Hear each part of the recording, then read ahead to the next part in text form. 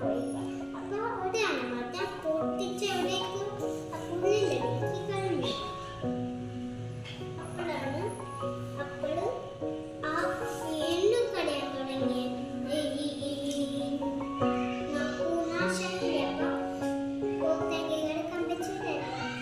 അപ്പൊ എല്ലാരും കൂടി കഴിഞ്ഞ് മേലോട്ട് പോയി. അപ്പൊ ഞാൻ സൗണ്ട് കേട്ടപ്പോ സൗണ്ട് കേട്ടപ്പോ അതങ്ങോട്ട് ചെന്ന് നോക്കിയിട്ട് അതിൻ്റെ ഉള്ളില് ആ വണ്ട് ചാടി വന്നു.